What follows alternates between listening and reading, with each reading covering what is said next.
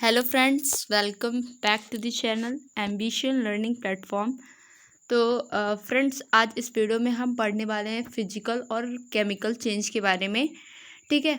तो फिजिकल और chemical change पढ़ने से पहले मैं आपको बता दूं कि मैंने आपकी पिछली वीडियो में बताया था, जो भी वीडियोस मैंने आपको अभी तक बताए हैं, ठीक है, उन सब चीज़ों को आपने पढ़ लिया होगा। ठीक है।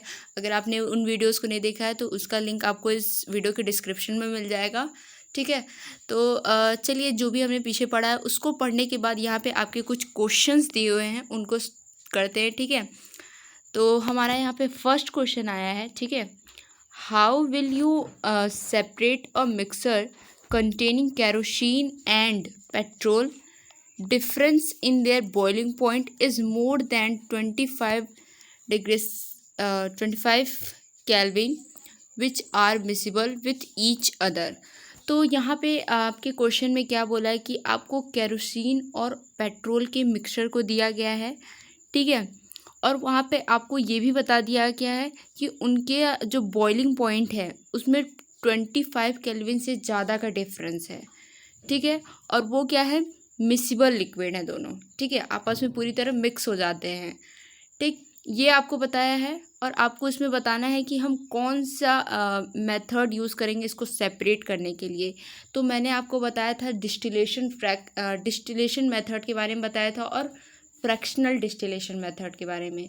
तो जो आपका डिस्टिलेशन मेथड था, ठीक है, उसमें मैंने बताया था कि अगर 25 केल्विन से ज़्यादा का उनके बॉइलिंग पॉइंट में डिफरेंस होगा तब आप डिस्टिलेशन मेथड यूज़ करोगे। और जो आपका फ्रैक्शन डिस्टिलेशन मेथड है वो वहाँ कहाँ यूज़ होता है, जहाँ 25 केल्विन से कम का डिफरेंस होता है। ठीक है, उनके बॉइलिंग पॉइंट में। तो यहाँ पे बोला है 25 से ज़्यादा कि बॉइलिंग पॉइंट का डिफरेंस है। तो यहाँ पे हम कौन सा मेथड यूज़ करेंगे, डिस्टिलेशन मेथड। तो आपका आंसर हो जाएगा डिस्टिलेशन मेथड। ठीक है। अब आते हैं अपने नेक्स्ट क्वेश्चन पे। तो नेक्स्ट क्वेश्चन पूछ रहा है, name the technique to separate. अब यहाँ पे आपको टेक्निक बतानी है कि आप इन सारी चीज़ों को कैसे कैसे सेपरेट करोगे। ठीक है। तो फर्स्ट यहाँ पे पूछ रहा है कि बटर फ्रॉम कर्ड। अब जो आपका दही होता है, दही के अंदर से आपको मक्खन निकालने के लिए आप कौन सा टेक्निक यूज़ करोगे। ठीक है। तो मैंने आपको पिछली वीडियो में बताया था कि हम सेंट्रीफिकेशन मेथड यूज़ करेंगे। ठीक है, जैसे मिल्क में से हम क्रीम को अलग कर रहे थे सेंट्रीफिकेशन मेथड से, वैसे यहाँ पे आप दही के अंदर से मक्खन को अलग करोगे। ठीक है। तो ये भी आपका क्या हो जाएगा, सेंट्रीफिकेशन मेथड इसमें होगा। ठीक है, इनको सेपरेट करने के लिए। उसके बाद आपको बोला है सॉल्ट फ्रॉम सी वाटर। और जो आपका सी वाटर होता है, ठीक है, उसके अंदर जो सॉल्ट पाया जाता है उनको सेपरेट करने के लिए हम कौन सा मेथड यूज़ करेंगे। ठीक है, मैंने आपको अभी पिछले वीडियो में बताया था। ठीक है, इवापोरेशन मेथड भी यूज़ करेंगे। और अगर उनके अंदर से हमें इनप्योर सॉल्ट में से प्योर सॉल्ट को निकालना है तब हम उसका क्रिस्टलाइजेशन मेथड का यूज़ करेंगे। ठीक है, ये दोनों मेथड के बारे में मैंने आपको बताया था। तो इसके में आपका हो जाएगा इवापोरेशन मेथड। ठीक है। उसके बाद थर्ड में आपका पूछा है कपूर फ्रॉम सॉल्ट। अब आपको कैम्पूर और सॉल्ट का मिक्सर दिया गया, उनको आप कैसे सेपरेट करोगे। तो जो आपका कपूर होता है, ठीक है, उसमें कौन सा, जैसे कि आप उसमें क्या होता है, जो वो सॉलिड में रहता है, लेकिन जब उसको हीट करते हैं तो वो डायरेक्टली आपका क्या हो जाता है, गैसेस स्टेट में चेंज हो जाता है। ठीक है। तो गैसेस स्टेट में तो यहाँ पे क्या होता है, सब्लिमेशन प्रोसेस परफॉर्म होता है। ठीक है। तो इसको हम सब्लिमेशन प्रोसेस के थ्रू इनको सेपरेट कर सकते हैं। ठीक है। तो क्या करेंगे, जैसे मैंने आपको एक्टिविटी के थ्रू पीछे वीडियो में बताया था। ठीक है, उन वीडियो को आप देख लीजिएगा। ठीक है। तो यहाँ पे आप सब्लिमेशन प्रोसेस यूज़ करोगे। ठीक है, इनको सेपरेट करने के लिए कपूर एंड सॉल्ट को। फिर उसके बाद थर्ड क्वेश्चन है, what type of mixture are separated by the technique of crystallisation. अब यहाँ पे पूछ रहा है कि आप किस टाइप के मिक्सर्स को सेपरेट करने के लिए क्रिस्टलाइजेशन टेक्निक का यूज़ करते हो। ठीक है। तो इसके बारे में मैंने आपको पिछली वीडियो में बताया था। जैसे कि फॉर एग्ज़ाम्पल हम क्या सेपरेट कर रहे थे, जैसे कि हमने सेपरेट किया था इन प्योर कॉपर सल्फेट में से प्योर कॉपर सल्फेट को। ठीक है। वैसे ही और भी इसमें एग्जांपल होते हैं, जैसे ये सॉल्ट फ्रॉम सी वाटर। ठीक है, इसकी प्योरीफिकेशन के लिए भी आप इसका क्रिस्टलाइजेशन मेथड यूज़ करते हो। तो ऐसे ही बहुत सारे एग्जांपल हैं। ठीक है, तो मैंने दो बता दिया। अब आगे चलते हैं। ठीक है। अब हम पढ़ेंगे फिजिकल चेंज के बारे में, ठीक है। फिजिकल चेंज आप ये भी समझ लो कि फिजिकल चेंज को रिवर्सिबल चेंज भी कहते हैं, ठीक है। अब क्यों कहते हैं, क्या होता है, चलिए पढ़ते हैं आगे, ठीक है। तो यहाँ डेफिनेशन दी हुई है फिजिकल चेंज की आपकी, ठीक है। A physical change is a temporary change in which no new substance is formed. तो फिजिकल चेंज टेम्प्रोरी चेंज होता है, इसमें किसी भी न्यू सब्सटेंस की फॉर्मेशन नहीं होती है, ठीक है, फिजिकल चेंज में। अब उसके बाद आपका नेक्स्ट दिया हुआ है नीचे कुछ प्रॉपर्टीज़ बताई गई हैं, ठीक है, कि जो फिजिकल चेंज होता है उसमें क्या क्या चेंजेस होती हैं, ठीक है। तो जो the property that can be observed and specified like colour, hardness, rigidity, fluidity, density, melting point, boiling point etcetera are the physical property. तो फिजिकल प्रॉपर्टी जैसे कि उनके कलर में चेंज आ सकता है, ठीक है, वो हार्ड है, रिजिड हो सकता है, और उसके मेल्टिंग पॉइंट और बॉइलिंग पॉइंट ये सारे चेंज हो सकते हैं फिजिकल चेंज में, ठीक है। तो ये था, ठीक है। अब आगे हम समझते हैं केमिकल चेंज के बारे में, ठीक है। ये जो फिजिकल और केमिकल चेंज है ना, उसके बारे में मैं एक सेपरेट बताऊंगी, जिसमें मैंने आपको फिजिकल चेंज और केमिकल चेंज के बारे में पूरी चीज़ को एक्सप्लेन करूँगी, ठीक है। उसके लिए एक नेक्स्ट वीडियो, एक नई वीडियो बनेगी, ठीक है। तो इसमें बस इतना ही समझ लीजिए आप, फिजिकल चेंज क्या होता है और उसकी डेफिनेशन और प्रॉपर्टी क्या होती हैं, ठीक है।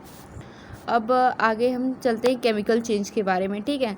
तो केमिकल चेंज की यहाँ पे केमिकल चेंज को हम इरिवर्सिबल चेंज कहते हैं, ठीक है। तो इसमें क्या होता है कि जो आपका केमिकल चेंज होता है, chemical change is a permanent change in which new substance is formed. तो हमारा फिजिकल चेंज में क्या होता है, कोई भी न्यू सब्सटेंस फॉर्मेशन नहीं होता है, लेकिन जो आपका केमिकल चेंज होता है वो एक परमानेंट चेंज होता है, जिसमें एक नए सब्सटेंस की फॉर्मेशन होती है, ठीक है। तो ये आप फिजिकल चेंज और केमिकल चेंज में ध्यान रखिएगा कि जो फिजिकल चेंज होता है उसमें कोई भी फॉर्मेशन नहीं होती है न्यू सब्सटेंस की, लेकिन जो आपका केमिकल चेंज होता है उसमें न्यू सब्सटेंस की फॉर्मेशन होती है, ठीक है। अब आगे है हमारी केमिकल प्रॉपर्टीज़, ठीक है, जैसे कि toxicity, chemical stability, the heat of composition, flammability, reactivity, enthalpy of formation. तो जैसे कि क्या होता है हमारे केमिकल चेंज में, वो हीट को ऑब्जॉर्ब करता है या फिर रिलीज़ करता है, ठीक है।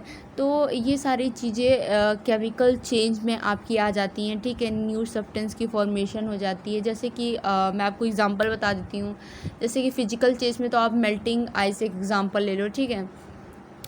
और मान लो केमिकल चेंज में आप एग्जांपल ले लो, जैसे कि बर्निंग ऑफ पेपर।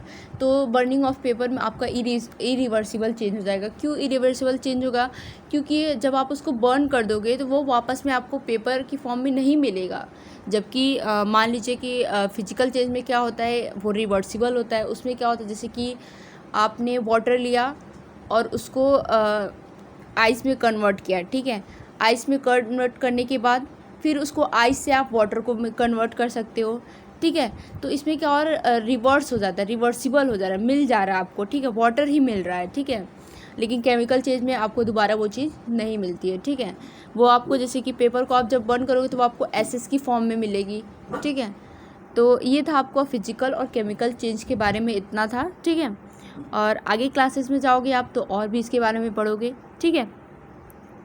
अब आगे चलते हैं। अब यहाँ पे आपके एग्जांपल्स दिए हुए हैं, ठीक है, एग्जांपल ऑफ फिजिकल चेंज में, जैसे कि मेल्टिंग, ठीक है, जैसे मेल्टिंग ऑफ आइस भी हो जाएगा और मेल्टिंग ऑफ आइसक्रीम भी कह लो, ठीक है, और श्रेडिंग हो जाएगा, फिर बॉइलिंग हो जाएगा। वही मैंने कहा कि जो वाटर है आप उसको या फिर आइस की फॉर्म में कन्वर्ट कर दो, या फिर वो लिक्विड में रहे या फिर वो गैस में रहेगा तो वो वाटर ही रहेगा, ठीक है। तो ये हो जाएगा। उसके बाद आपका चॉपिंग, जैसे कि आप कोई भी फ्रूट ले रहे हो, ठीक है, तो जब आप उसको, जैसे एप्पल है, एप्पल को आप कट करोगे तो वो रहेगा, वो एप्पल ही रहेगा। जब उसको कट भी करोगे तो उसमें तो कोई केमिकल चेंजेस हो नहीं जाएंगे, ठीक है। एप्पल से वो मैंगो तो नहीं बन जाएगा ना। तो ये क्या होता है, फिजिकल चेंज के एग्जांपल है, ठीक है। और केमिकल चेंज में आपका क्या होता है कि एनर्जी ऑब्जॉर्ब होती है, ठीक है, और एनर्जी रिलीज़ होती है, ठीक है। ये चीज़ें होती है। और उसमें क्या होता है, जैसे कि रस्टिंग, जैसे कि आपकी मान लीजिए कि एग्जांपल ले लेते हैं, जैसे कि एल्मीरा होता है, ठीक है, रस्टिंग ऑफ एल्मीरा। तो जो रस्टिंग होता है, ठीक है, उसमें क्या होता है, एक नई चीज़ की फॉर्मेशन हो जाती है। क्या हो जाता है, आपको आयरन ऑक्साइड मिल जाता है रस्टिंग से, ठीक है। तो ये भी हो जाएगा। उसके बाद आपका हो जाएगा रोटिंग और ये एग्जाम्पल, ठीक है। तो ये कुछ एग्जाम्पल थे फिजिकल चेंज के और केमिकल चेंज के, ठीक है। अब आगे चलते हैं, ठीक है। अब आगे यहाँ पे मैंने आपको डिफ्रेंशिएट किया है, ठीक है, फिज़िकल और केमिकल चेंज को, ठीक है। तो फिजिकल चेंज में पहले पढ़ते हैं इसका, ठीक है। तो यहाँ क्या बोला है, this change is temporary and reversible. भाई मैंने आपको बताया कि जो फिजिकल चेंज होता है आपका वो टेम्प्रोरी होता है और रिवर्सिबल होता है। और दूसरी तरफ आपका केमिकल चेंज क्या होता है, ये आपका परमानेंट होता है और इरिवर्सिबल होता है, ठीक है। बहुत छोटे छोटे पॉइंट्स है, बहुत इजी पॉइंट्स है, जिससे आप फिजिकल और केमिकल चेंज अगर एग्ज़ाम में आए तो आप इसको लिख सकते हो, ठीक है। उसके बाद नेक्स्ट पॉइंट आपका दिया हुआ है, there is no energy change in this changes. तो फिजिकल चेंज में क्या होता है कि कोई भी एनर्जी नहीं होती है, ठीक है, वो आपका सीधा साधा चेंजेस होती है उसमें, ठीक है। लेकिन जो आपका केमिकल चेंज होता है तो एनर्जी इज़ आइदर ऑब्जॉर्व्ड और involve in this energy changes. तो लेकिन केमिकल चेंज में क्या होता है, उसमें एनर्जी इन्वॉल्व भी होती है और उसमें ऑब्जॉर्व भी होती है, ठीक है, ठीक है। तो ये हो गया। उसके बाद थर्ड पॉइंट दिया है, there is no formation of new substance. तो ये एक बहुत ही ईजी है कि इसमें किसी भी न्यू सब्सटेंस की फॉर्मेशन नहीं होती है फिजिकल चेंज में। और दूसरी तरफ आपका जो केमिकल चेंज है उसमें न्यू प्रोडक्ट की फॉर्मेशन होती है, न्यू सब्सटेंस की फॉर्मेशन होती है, ठीक है। तो ये कुछ 3 पॉइंट्स थे जिसमें आप डिफ्रेंशिएट किया मैंने फिजिकल और केमिकल चेंज को। अब एग्जांपल देख लेते हैं, ठीक है, जैसे कि breaking glass, melting ice etcetera. तो जैसे कि अगर आप ग्लास है, ठीक है, ब्रेकिंग ग्लास के टुकड़ा मान लीजिए, ठीक है, तो वो है तो ग्लास ही है ना, वो पहले आपने एक ग्लास लिया, ठीक है, वो ग्लास है, अगर वो टूट भी जाता है तो वो है ही ग्लास ही है ना, ठीक है, कुछ और तो बना नहीं उससे, ठीक। अब वैसे केमिकल चेंज में क्या होता है कि बर्निंग पेपर, बर्निंग वुड, जैसे कि आप पेपर को बर्न कर दोगे तो वो आपका एसेस की फॉर्म में हो जाएगा, या फिर आप वुड को ही बर्न कर दोगे तो वो भी एसेस की फॉर्म में हो जाता है, ठीक है, जल जाता है, राख हो जाता है आपका। तो ये था, ठीक है, फिजिकल और केमिकल चेंज। और इसके बारे में आप आगे भी बहुत कुछ पढ़ोगे, ठीक है, लेकिन आपकी बुक में ज़्यादा नहीं दिया था, इतना ही कुछ दिया था, ठीक है। तो ये हो गया। अब आगे चलते हैं हम। तो अब यहाँ पे आपको जो आपका फिजिकल और केमिकल चेंज आपने पढ़ा, ठीक है, अब इसमें से आपको बताना है कि कौन सा आपका फिजिकल चेंज होता है और कौन सा केमिकल चेंज होता है, ठीक है। यहाँ पे एग्जांपल्स दिए हुए हैं आपको बताने हैं। तो पहला आपको दिया है कटिंग ऑफ ट्रीज़।